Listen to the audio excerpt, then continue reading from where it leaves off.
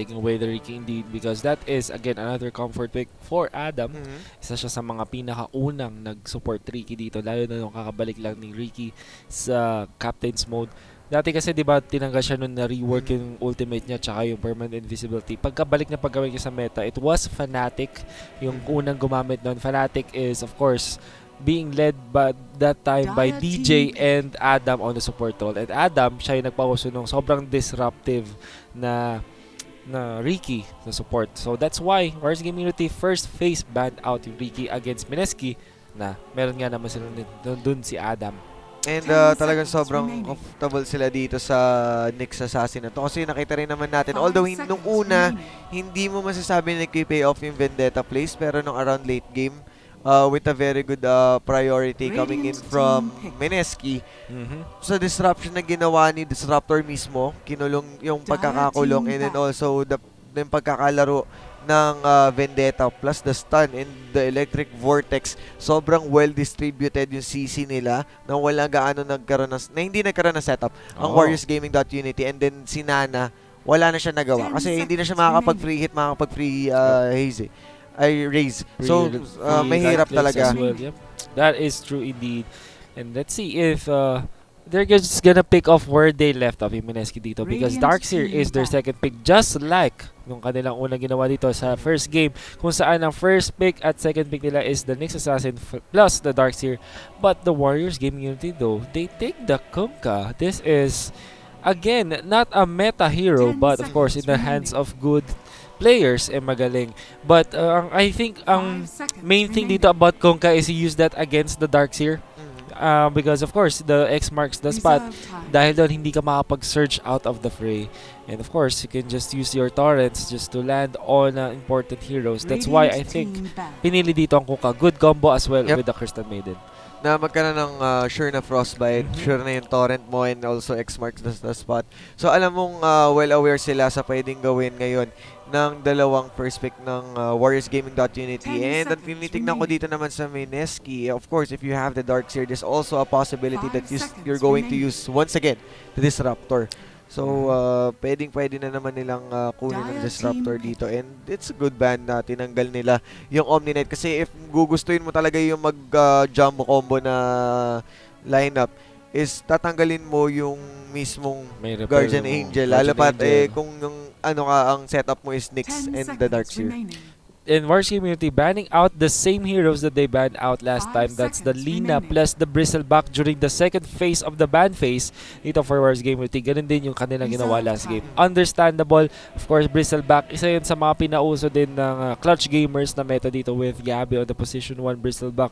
And it's quite good for side of Mineski. Juggernaut naman ang pinili ng WarriorsGaming.Unity. I think they can also go for the Empower, for the Magnus, I mean, with the Empower. Good with the Juggernaut. Very good with the Kunkka as well. So, tingnan natin kung yan ang plano dito ng WarriorsGaming.Unity. Tumataas dito ang cost ng damage ng WarriorsGaming.Unity.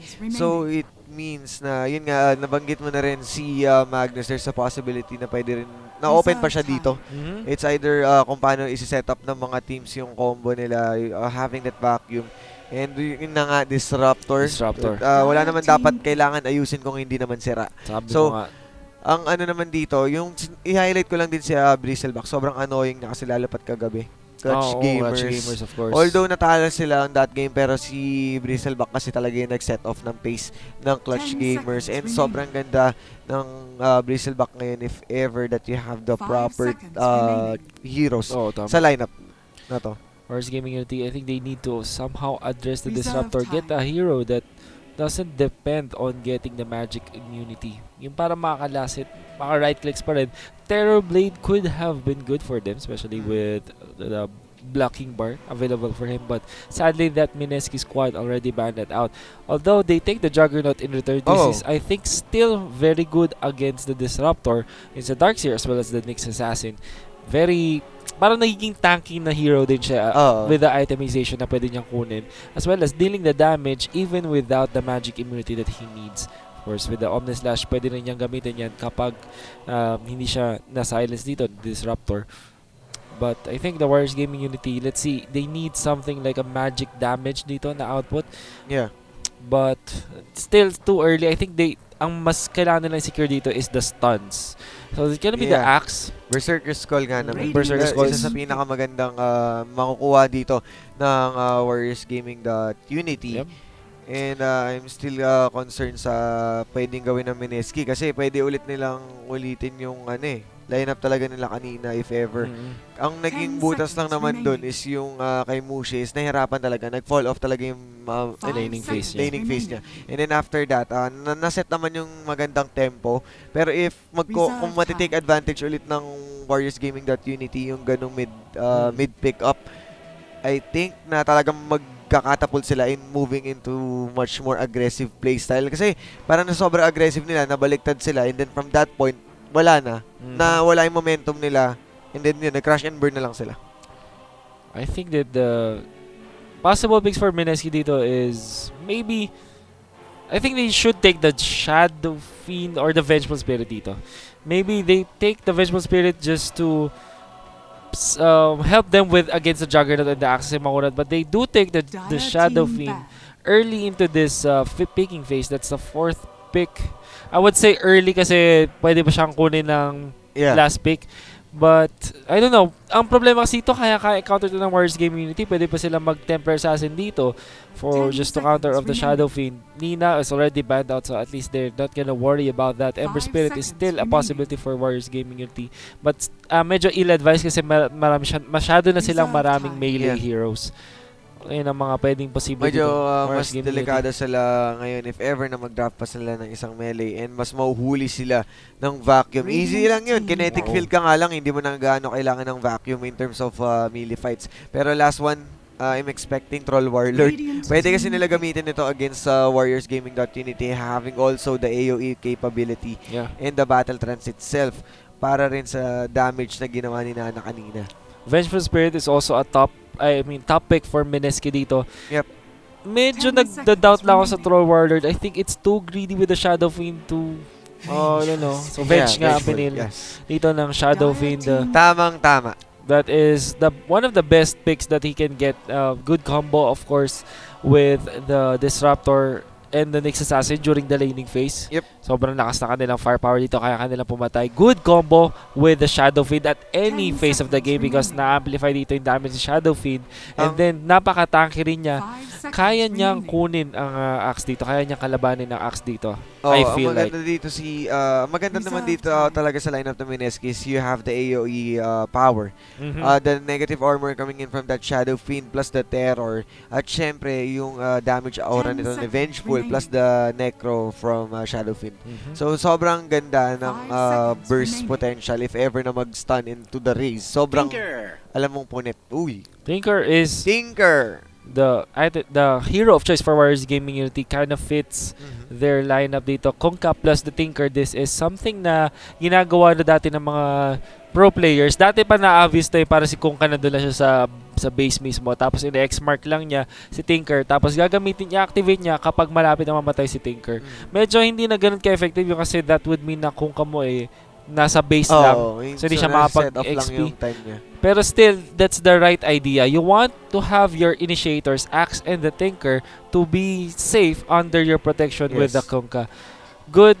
Also a good laner against Shadow Fiend. Pretty decent. I think ang problema lang dito para sa akin ng Warriors Gaming Unity is they pick the Axe against the Disruptor. That's almost always ill-advised. Ang sabihin kasi nun, syempre pag nag-blink in yung Axe, napaka-easy siyang target for the kinetic field and the the static storm na pagkakagamit. Yung follow-up kasi dun, mas magkakaroon ng fallback. Kasi isipin mo na Berserker Skull mo nga pero nakatayo naman kayo lahat sa static storm. Exactly. So sobrang hirap i-take advantage noon, and I think may much better na na lineup or pick off. I was thinking talaga Magnus would have been talaga great for them because yung fine medyo disable pa rin naman yung taunt from the Berserker Skull, but I think the more instant na kind of disable na AoE And I think slightly larger, at least by the feel, is yung reverse polarity Yes, of as course. compared to the Berserker's Call. At saka isipin mo na lang din, if ever na may ma-cut off sila, the dagger skewer Yup. combo, sobrang pwede mong i-set off yung pace ng laban ng 4 versus 5 once na makapag-skewer into the dagger ka. So I think mas nagiging threat pa doon dahil yung empower. So yung wave clear nyo is mas malakas din. Anyway, we are now headed into the game, guys. Ito na, game number 2 between Mineski versus Warriors Gaming Unity for the Zotac Cup Masters. Radiant side dito ang Mineski. You have Mushi on that Shadow Fiend, Raging Potato, or Bimbo on his Vengeful Spirit. Ninja Boogie naman ang ating Disruptor dito. Mag will be your offlane Darkseer, and Adam on his Nyx Assassin support. On the side of Warriors Gaming.Unity, that's X-Nova para sa Kungka, at si Wen naman sa Crystal Maiden. Si Nana naman, pero nagkakahulihan na pala dito si Adam. Oh, Ang tutumba sa kamay ni Wen. Kamay ni Wen indeed. Anyway, I think it is Kangaroo now. Okay. So Whoa. nagkaroon ng mix-up dito. Kangaroo is now back sa offlane dito because Wen was their offlaner last game and she won. She won. Ang ating carry pa rin dito. I really like this a lot from Warriors Gaming Unity kasi medyo nakakamiss si Kangaroo na mag-offlane. Napakagaling na axe player dito kung napapanood nyo siya just recently. Pero still, I doubt na ang draft dito ng Warriors Gaming Unity can favor them. Especially, like I said, axe, blink into the static storm. I'm not quite sure about that. And then meron ka pang Disruptor na pwedeng i-glimpse ang isang Pwede Tinker. mo siya i-glimpse out eh. Diba? So, mas marami talagang pwedeng gamitin dito if aware lang or tama lang ang prioritization ng targets ng Mineski. Of course, that's a possibility for That's a them. possibility. Pero may 1 kill na dito ngayon ang Warriors Gaming.Unity. Theoretically, kayang-kaya mong i-outplay yung isang Disruptor if you're an axe or a Tinker, but ang kaganda kasi nun is mas maganda na kung mas safe kayo. There's gonna be again a tussle here in the mid. It's gonna be the Frostbite. Torrent not gonna hit. Of course, the Torrent wasn't able to hit. Tama dyan, paring Alpha. And yun nga, ginagawa dito ulit ni Mag on his Darkseer. Just use the Ion Shell to kind of get the aggro of the creeps. And now he's gonna use itong creeps na to kind of tank out itong mga creeps from the neutral creeps, and of course get additional experience. Sadly for him, X-Nova is here to leech out the experience. That means na hindi ganun kabilis sa kanyang level 2. Although, he's gonna get a lot from here. And dito natin makikita kung bakit usually mas magandang pick ang isang Darkseer for the Radiant side. Kasi pag Dark side, hindi mo masyado magagawa to as an offlaner. Yeah. If you're in the Malaking advantage Radiant pala side, yung nakakuha dito ni Magrid of course, using that kind of technique. still, I think X-Nova got the last hit on that part, but experience-wise, level 2 na agad dito ang isang offlane na Darkseer. That's quite a good start for him. Okay. X-Nova? Nothing much. Nothing much indeed. Pero Mushi burning off 2 salves already. That means na talagang taghirap siya dito. Okay. Oh, but here comes Adam, does a stun it. Here comes the Torrent just to cancel out the aggression. Pero gumugusto pa rin dito sila Mushi and Nana. Of course, will escape. No damage. Or less damage pa sa ganitong ka-early. Okay. This'll come in handy. It is actually X-Nova. Okay. The illusion nag-aagaw sila sa isang rune. Pero nasa baba. Nasa baba pala Sa baba lumabas. This Nagabulan sila. is quite alarming for Mushi. He has already burned out all of his consumables. 2 salve at ilang tango na rin na kanya nagamit, and he's gonna use also the shrine. Mahirapan siyang bumalik dito. Yeah, Tama dyan. niya. Once again, nung first game, nakita natin kung gaano nahihirapan si Mushi, but still, malaking bagay yung nagawa niya nung bandang late game na with that Storm Spirit. So malay natin, pero medyo iba kasi dito yung galaw na medyo mas iba yung pangangailangan ng Shadow Fiend compared sa sa Storm Spirit. Storm Spirit, tama. Okay. So kumbaga, this time, mas malaki na yung pag-rely nila kay Shadow Fiend compared kay Storm Spirit na mag-in and out lang. Ito, once you go in, there's a less possibility na you'll go out. Once you're in, you cannot get out. Tama ka naman. At dito, nagkaroon lang ng double pulling technique. At But he has to be careful. Like this one, Axe, alam niya to. Pwede niya kaya niya niyang i-disrupt. At magiging masaya pa siya na makuha tong mga creeps na to. Ang itatandaan, meron niyang taunt as well as the counter helix, which will definitely favor him. Yes, of course. And right now, these teams, medyo mas slow ang pace nila ngayon. Medyo mas less ang kanilang aggression because alam naman natin na ito na yung match point. So, Match point lead. Kailangan nilang mas maging aware sa mga mistakes nila at hindi na maulit. So, dapat mas chill lang sila ngayon. And, of course, I wanna send the regards and the blessings to Shiver. Ay, oo, si Shiver. Yeah, so, tropa pips natin tropa pits natin yan. Mga kabarangay, pray for your, Uy, the damage. That's the raise. And nothing follows naman from Mushi, but of course, it will set back the tempo of that Tinker for the aggression. Pero mayroon regeneration dito. Yep. Maganda ang ginawa ng Mineski dito. They boxed out yung regen rune na yan, making sure that Shadow Fiend will get it because he's really struggling in terms of the consumables. Only 13 last hits as compared to the 17 dito. Tinker, ganun siya kahirap dito sa mid lane. Yan sa Tinker, but you can see na pwede siyang mag-shine dito. But you have to take note, Warriors Game.Unity, they're doing the stacks pretty well, I think. Yeah, they are preparing for the Tinker. Yeah, they're setting up dun sa March. Just March of the Machines indeed. Just wanna make sure na na at least makakuha siya kahit medyo na-deny talaga yung aggression niya dito sa mid lane. Mas may ipon naman siya if ever na makapag na siya. Anyari daw po ay Shiver. Shiver is diagnosed with breast cancer. I don't know what level. Level ba tawag doon? Yeah, I think it's level as well. Pero level ba tawag? Parang hindi, parang degree. Degree ba? Stage! Ayun! Ayun, stage pala. Sorry. Masyado na ako napapadota. Level na tawag. Level na tawag natin sa mga pag-advance. Pero yun nga, catch up muna tayo dito. And at Vega Mag nasa gitna. But here comes the X-Mark na spot into the Blade Fury in Torrent. Pero nakulog dito sa Kinetic Field. X-Nova goes down. Pero yan na, nag-glimpse out dito si paring Jug. Q1 indeed. GU1 One support. Stage daw. Ayan, stage. Oo naman. Stage tayo mga best. Stage yan. Relax lang. Oops. Pero, okay. So, kasi ang problem dito, sila yung naging English casters dito si Shiver, di ba? So, syempre, hindi na host. So, parang iniisip ng mga tao din dito. Most posible nga siyang mapalitan. Kasi so, syempre, kayo naman, hayaan na lang natin magpahinga. It's far more important. Masaya naman na mapunta siya dito sa Manila. Marami siyang fans dito sa Philippines. But of course, her health is top priority. I think na the travel alone, hindi yun yung talagang mahirapan siya doon. If you have cancer, you are very frail to those things. And if, mas maganda na lang magpahinga na lang instead of just, forcing things through. It's gonna be a 1-2 in terms of scoreline. Torrent will not connect onto Raging Potato. But there are 3 heroes. Hinahanap nila. And Raging Potato, but here comes the backup coming in from Adam. And Adam, he's standing in, pero yun yan, that's the stun.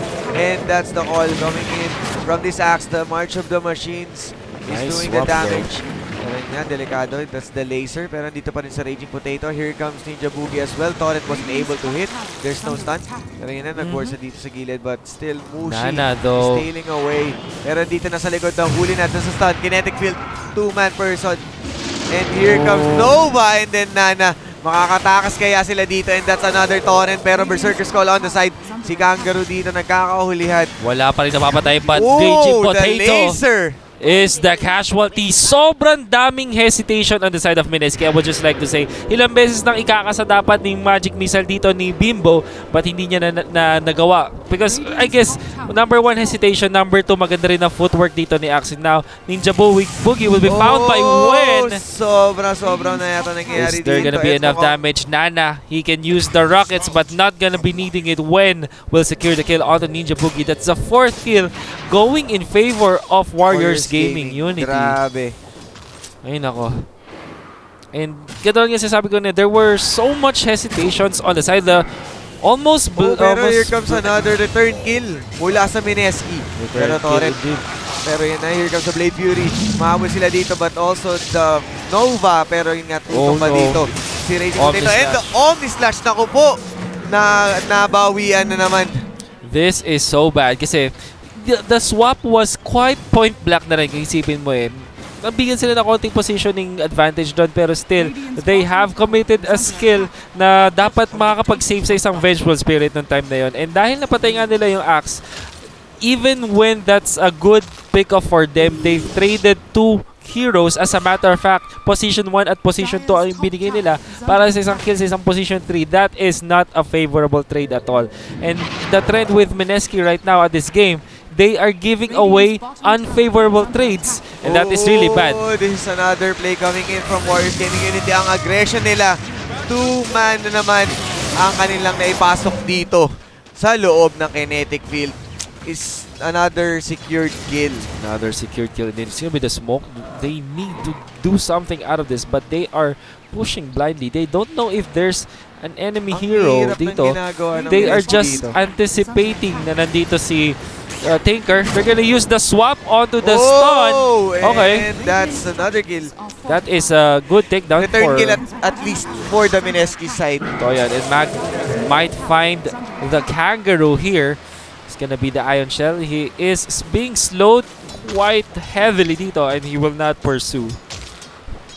And yeah, 3-3 in favor of Warriors Gaming Unity. I think Mineski should just look to address the situation. Unang-una makapagkuha sila ng mga stack ng camps dito para makahanap ng comeback potential itong si SF natin. Ang ganda ng ginagawa ng Warriors Gaming dito. Mas mas confident sila sa ginagawa nilang plays dito. Kahit alam nila medyo nung una na si setback sila. Pero yung after nung clash sa bot lane, sobrang ganda ng momentum nila na nakapag-pick off sila ng iba't ibang kills across the board. That is true. And I think we just need to see the net worth here because it feels like the Juggernaut is so much in the lead and sobrang layo nung ang second place dito, which is Mushi on his Shadow Fiend. Ganun kalayo ang net worth niya, but still I think Mineski is happy na itong si Tinker hindi pa ganun ka-impactful. As a matter of fact, meron lang siyang 3,800 net worth. Yes. But still, that also will translate dun sa kanilang net worth dito. Katulad nung kanilang Shadow Fiend as well as the Vengeful Spirit. Ooh, pero that's a start. Kung magkakaroon niya ng follow-up, that's the Frost Nova. And nahuli na dito with the Frostbite. And here comes the Blade Fury. Kahit na Spike Carapace, the Torrent. And of course, the finisher from Kangaroo. Finish indeed from Kangaroo. There's gonna be the TP out from the Vengeful Spirit. He knows na wala siyang palag dito. He just needs to get out of there. Good decision making from Bimbo, but still they are trailing quite heavily in terms of the net worth. Look at that. 5,600 ang net worth dito ni Juggernaut, and then pangalawa lang si Mushi with 4,200. And the Tinker is following, pero yung Bimbo nila, which is their position 1, supposedly their carry, talagang taghirap dito, parang Alpha. Medyo na susunod-sunod ang pagiging taghirap dito ng Mineski, pero alam naman natin na in terms of team fighting, may mga decision making sila na kaya naman mag-turn around, and malay natin, magkaroon na naman tayo ng isang bagsakang isang bagsakang mala-impactong comeback ng team play. Pero yun nga napapansin ng mga tao, yung sobrang trend si Tinker dito na kailangan magdala ni Mushi ng dalawang raindrop para lang maiwasan ang damage. Dalawang raindrop. 2 teardrops for 2 eyes of Mushi, who is quite crying right now. In terms of net worth, 4,600. Sino nga ba naman ang hindi may iyak kung nahihirapan, kung nai-stress, diba? Pero that's the minute. And here comes the stun, and of course the last raise. Last raise indeed.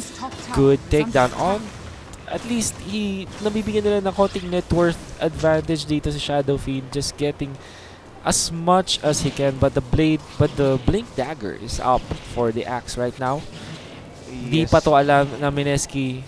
They might be shocked by the initiation from Kangaroo. It looks like they are headed to the top lane. Sadly, walang hero dun sa top lane, so they need to go to somewhere else to use this Blink Dagger as a debut. Mukhang mas mahihirapan sila once na nagpakita sa mapa, since magkaka-idea ang Mineski with that dagger. But of course, they're just going to wait out patiently dito sa top lane natin. Di, pero dito na. They might find the Darkseer dito. But, they have to be sure kasi mukhang nagre-regroup na dito ang Mineski. 3 versus 3 takedown dito. Gonna be the initiation, but the axe is perfect. Torrent into the ship. Go ship! Pero nasa gitna pa rin sila dito and this 4-man squad nag-pay off na. Requiem of Souls. Walang tinamaan. Walang tinamaan ni dito. It's gonna be Pero the here Glimpse, comes the Static Storm. Of Okay. course, that's a kill from Mushi. Taking away the dominating streak. Dominating streak indeed, but they Warriors Gaming Unity didn't have to commit a lot of heroes there. There's gonna be a 2-for-1 favoring the side of Warriors Gaming Unity in terms of numbers, but they still lost their position 1 player in exchange for a position 3 and a support. I think in all merit dun, I think pantay pa rin naman. Yeah. Pero yung Requiem talaga medyo nakakadismaya. Oo, medyo nakakalungkot ang Requiem. Nakakalungkot. Yep, that I think it kind of clipped yung Juggernaut kasi medyo na-slow si Juggernaut, pero in terms of damage output, wala talaga yung last time na yon. At the very least, na outposition nila yung Juggernaut as well as the other heroes for Warriors Gaming Unity. Siguro baka I think possible din na ginawa na rin yun ni Mushi is para maging warning signal yun na wag na mag-pursue dito ang Warriors Gaming.Unity. They might find the Nyx though. Uy! But that's too Look bad. at that. Mid-animation ng pag-hit niya ng Vendetta dun sa Crystal Maiden and na-call siya dito ng Axe, and that meant that he will be taken down. They are aware. They are aware indeed, and they are taking down the towers pretty quickly on the side of Warriors Gaming Unity. 3,500 ang kanilang net worth advantage. They are looking towards the bottom lane. Looks like they want to push here. At ano pa ba ang magagawa dito ng Mineski? Well, for one, marami silang dito, comeback potential. Kung comeback potential lang usapan dito, Mineski has it. Pwede silang mag-neutrals, kaya nilang mag-keep away, especially kung maganda ang warding nila. So, I think that Mineski just needs to kind of know that they are that they need to do something. Yeah, yun nga yung medyo nagiging problema lagi. Ay, hindi naman totally lagi, pero sa Mineski kasi, parang at the early stages, hindi nila mag-gets kung saan, parang paano approach yung gagawin nila sa enemy team. And then parang sa gitna up to the late game, saka nila marirealize na dapat ganito pala yung ginagawa nila. So the adjustment is there. And then also the drop itself, may idea sila doon. Pero yung static storm ito ko na kinetic field, that's a one-man down. So Warriors Gaming.Unity, pero mas delikado to. Mukhang gagalaw sila dito sa backline. There's a possible with a Dag Berserker's Call with a very good range. Dalawa na huli. And another torrent into the ghost ship. Ayan na nga ang sinasabi natin. Ang problema na nangyayari at nagaganap dito sa harap natin ngayon. And that's the Frostbite and the kill. Kangaroo and Wen securing 2 for more. Another 2-for-1 trade favoring Warriors Gaming Unity in terms of numbers, pero still that's the top net worth ang kanilang ibinigay dito. So I think that Mineski is content nung nakuha nila dito. Kahit pa dalawa kanilang napatay na hero sa kanilang side, they still get the Juggernaut in return, and yung kanilang course naman hindi rin naman namatay. So I think, yeah, I guess good trade in a sense, pero tingnan natin kung kung okay sa kanila to, because they are happy with just farming on their Shadow Fiend. Right now, medyo nakaka-catch up na siya. Ang problema nga lang, it is always Tinker na almost unchecked dito. He is now top of the net worth, 7,500. Medyo naungusan ni Shadow Fiend, pero in terms of GPM, I think the Tinker is really quite high up there. Oo nga, medyo mas maganda na ang pinapakita dito ng teams natin, and medyo mas yung gold advantage din is nasa kamay pa rin talaga ng Warriors Gaming. Pero the roaming potential ng push dito ni Tinker is mararamdaman na. Nagkaspatan dito ang heroes. They know that when is around. They don't know exactly kung nandito si X-Novas, dahil doon magbaback up na lang sila dito. Pero alam kasi nila talaga na juicy target lagi dito si Juggernaut or si Crystal Maiden indeed. Ng Vendetta. So, maganda ang ginagawa nila set up para mahuli. Pero it will give time dun sa ibang teams na, I mean sa ibang members nila na maka-farm. indeed. But here's Ninja Boogie as well as Adam. They have the Tinker ward up here. Tatawag natin isang ward na nasa taas just to spot out the rotations from the Tinker. That's why it's called the Tinker ward. But X-Nova is also here. He's being spotted by the ward, but it looks like Warriors Gaming Unity is just gonna back down after knowing na mukhang wala masyadong heroes around. They might get backstabbed by the next assassin. And this is still time for the Shadow Fiend to farm. Pero on the converse, sa kabila, on the other hand, the Tinker is also getting the farm that he wants whenever he wants it. Parang anong nangyari dito parang yung nagiging clash is 4v4. Tapos yung isa is na nakapag-farm, which is the Tinker as well as the Shadow Fiend. Dagon up now on the Tinker, okay. So instead of yung mga normally na disables sa isang Tinker, mas pinili niya ang Dagon, which is additional damage. I'm not quite sold on this, pero malay natin maging effective for the Tinker. Siguro may ibang plan siya in terms of bursting someone down, lalo pat medyo maganda kasi sa Tinker is yung laser niya pang-blind dito sa Vengeful. So siguro may possibility na gusto niya muna i-take down tong carry nila, si Raging Potato on this Vengeful, or si ano rin mismo si Nevermore, para si Shadow Fiend, para sure na wala na maging output damage dito ang Mineski. Kasi kung tutuusin, pagka Berserker Skull mo, pwede mo nang gawin kahit anong gusto mo eh. Pwede ka na makahuli from that point and then to the Torrent plus the Ghost Ship. Ghost Ship, indeed. Maraming pwedeng gawin dito ang Warriors Gaming.Unity, lalo na sa lineup nila. And if you're going to use the one-man Omni Slash, masakit talaga. Sasaluhin yun. Now have Manta style up on the Juggernaut. There's gonna be the smoke from Mineski.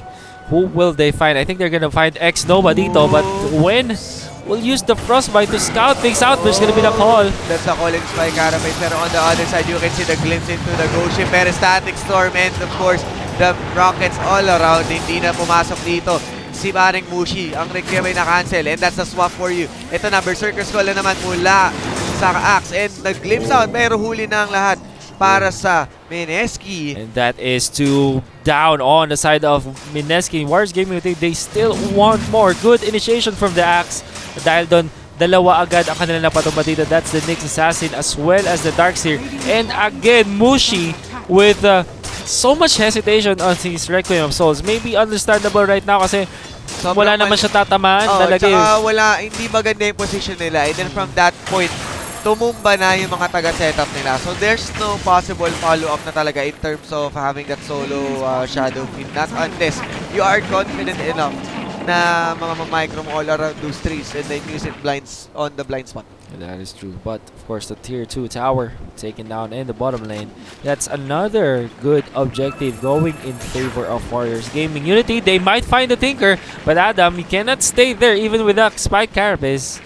Almost falling to 50% just by walking through the March of the Machines, and he might get found here. What more if tinamaan pa siya ng missile tsaka ng dagon? Totoo yan. Mabilis mawawala dito.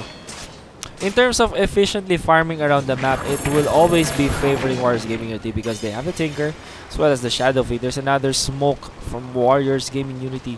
Who will they find here? It looks like it's gonna be the Disruptor, pero hindi nila papansinin. They don't want that. Mas gusto nila isang much higher, but they have to be pretty content with this. Huli na dito. Wala na tayong masasabi dyan. May kasunod pa dito. This gonna be the Axe.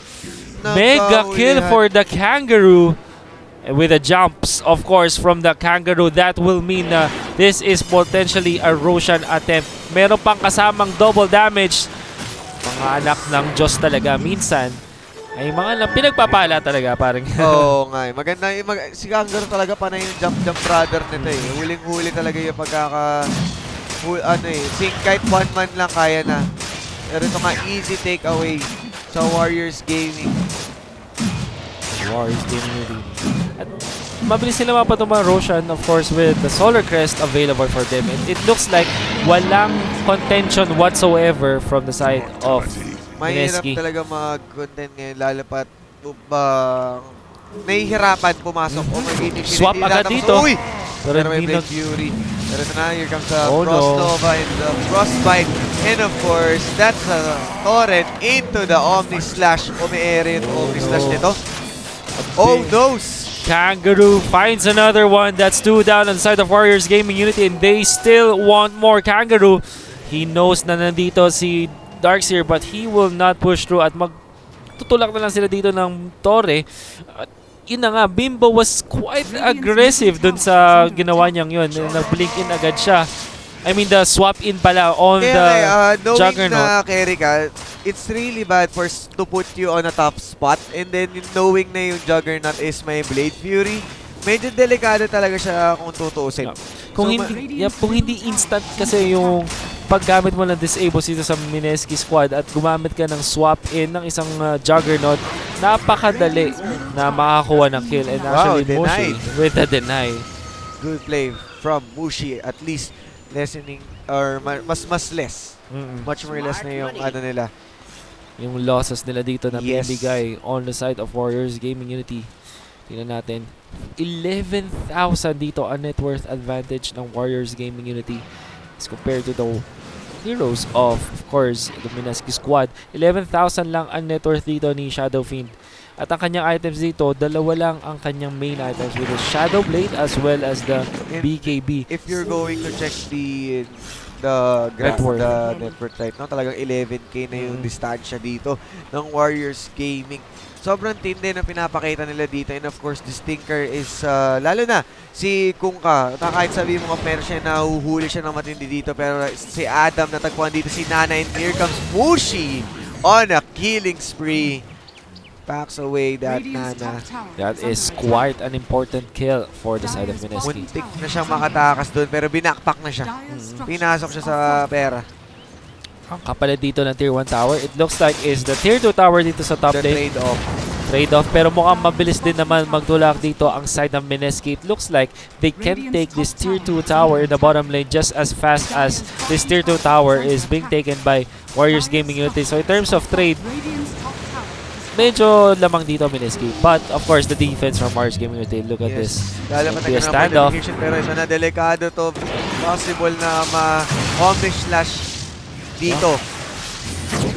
Swap onto nasa swap, Kunkka. pero yun na, nahuli na. Ang taga-setup ay nahuli na. And here comes the two-man vacuum Vacuum. plus the static storm. Pero ang ghost ship, sasagod sila dito. BKB plus the Requiem. Nahuli ang ng bahagya ang mga tropa natin dito. Pero sa likod, yung NC na Tinker. And then Wow, the Axe the Berserker's Call, catching Raging Potato plus proccing that Shrine. Pero yan na nga, kasama na rin dito si Chuan. Mushi falling very low. He is just 95 HP. Makukuha ba siya dito? It looks like hindi. Makakatakas na siya Mushi. dito. Buti pa siya. Pero, eto, hindi. Ito, si Ninja Boogie na lang daw ang kukunin namin. Oh no. Pretty bad for Mineski. Lagi nilang ginagamit dito si Bimbo. Parang nagiging support dito si Bimbo kasi siya yung pinapakauna nilang inuuna nilang mag-blink in. Sadly Oo. for them, syempre, if that's their position 1 na inaalay mo para dun sa kalaban mo, mapapasama ka talaga. Yeah, kaya nga ang dami rin nagsasabi na hindi talaga ganun kaganda in terms of having a carry. Especially yung kit niya na yung ult niya kasi mismo parang walang bilang and puts you on a tough spot. So hindi siya talaga preferably na magandang ilagay doon. Okay, it's gonna be the Tinker being found here. Double Iron Shell, mahahabol ba si Nana dito? But he is quite tanky. Medyo mataas ang level niya, the Dragon though. Just to zone out. There's gonna be the Axe. At dito na. The Battle Hanger though, okay. And the Vendetta damage. indeed. No, Glimmer Cape will not be enough. Pero ito na ang return kill. The Torrent and mid-air Kangaroo jumps. Okay, Easy. Juan almost getting the kill on Disruptor. Indeed, he will. After that Blink Dagger, tapos the hits as well as the Blade Fury, hindi siya making-glimpse out. Mushi finds him, pero mas nauna siya nakita dito na BKB agad si Mushi, but the Omni Slash might get the kill onto Mushi. He doesn't care. Swap! Okay. Swap into the vacuum para mas mapalayo dito ang distansya. Pero ang Torrent, hindi rin Naku po, niligtas niya sa... And once again, niligtas mo si Mushi, pero ikaw ang alay. Oh no. This vengeful spirit is not paying off for the side of Mineski. Siyempre, sige, sabihin na natin, nakakuha sila ng kill kanina din sa Juggernaut noong una. Pero after that, after 2 kills on the Juggernaut, hindi na nagpapatay itong Warriors Gaming Unity. And now, they save Mushi in favor of Raging Potato. Alam na. I mean, in terms of net worth, sige fine, mas mayaman dito si SF, mas magandang i-save siya, but the fact of the matter is, you're always using your Vengeful Spirit defensively instead of offensively.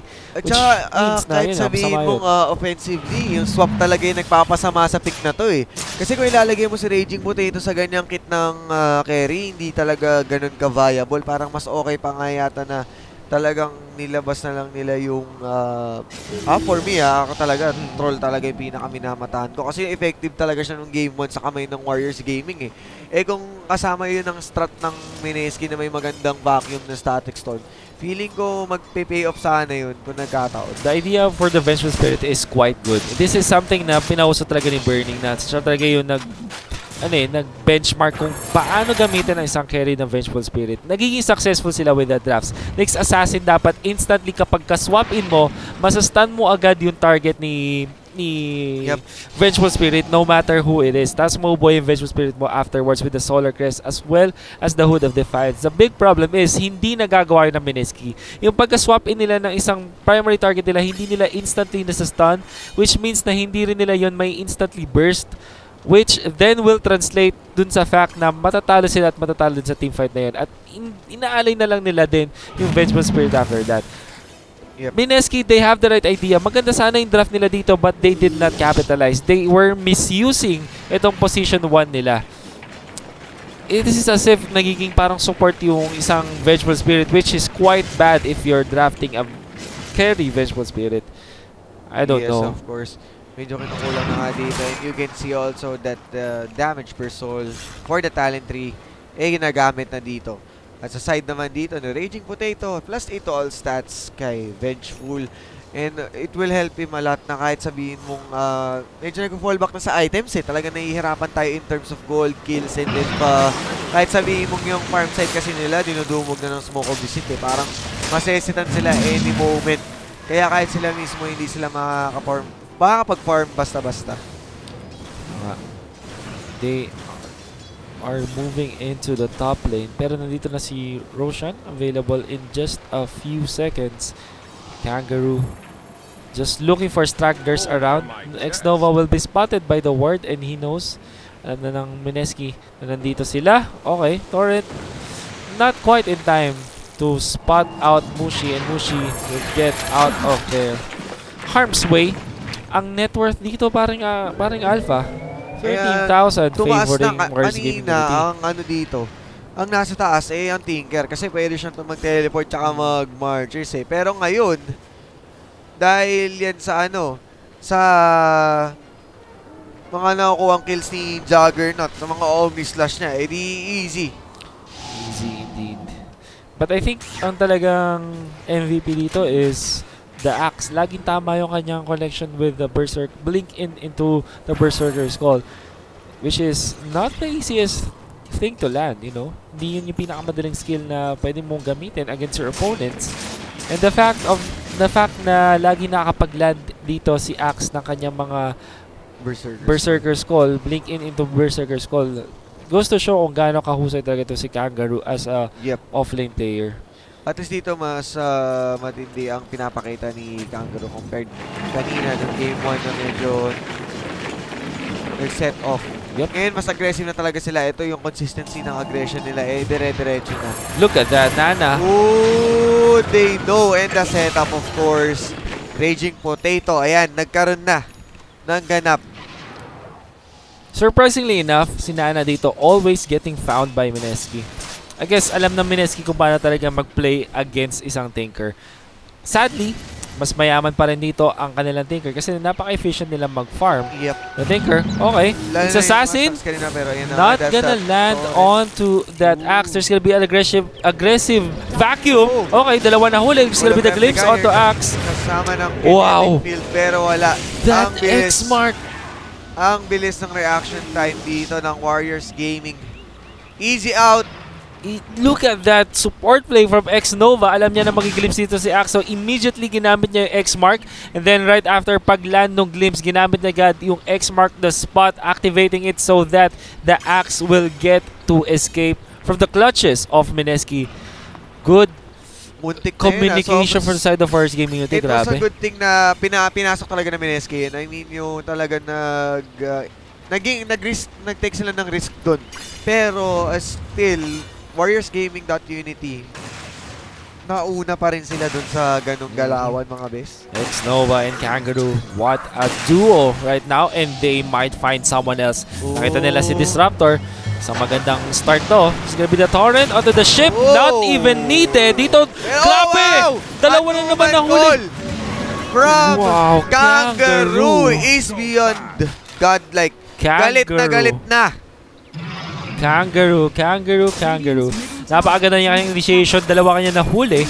And that means na tatlo ang napatumba nila on the side of Mineski, and they might even take this tier 3 tower as well as the barracks.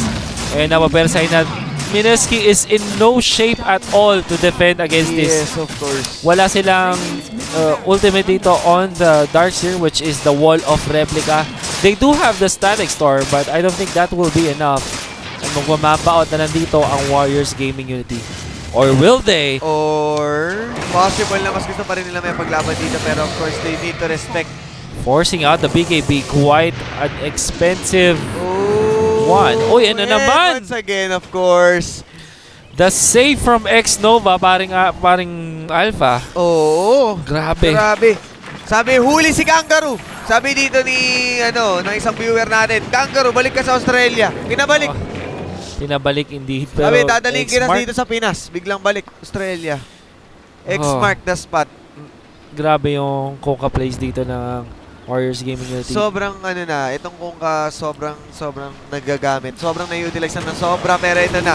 Here comes the damage from Adam with that stun, and of course the ultimate. Look at that axe! Sa loob, dito pa sila pumapalag, and here comes the ship. The Titanic, pero to, nakikita natin si Nana sa gilid. Gusto niya si Mushi, pero swap dito. Ikaw na lang muna. Laser out, and still nahuli pa rin sila dito. Si Wen will still be alive. When you're going 5-4-1 paring Alpha dito. Warriors Gaming Unity with the superior team fighting skills. I think ang lungkot na ilagay mo sa position carry ang bench boost. This might be even the beginning of the end for the side of Mineski. It looks like Warriors Gaming Unity is gonna take it into game number 3.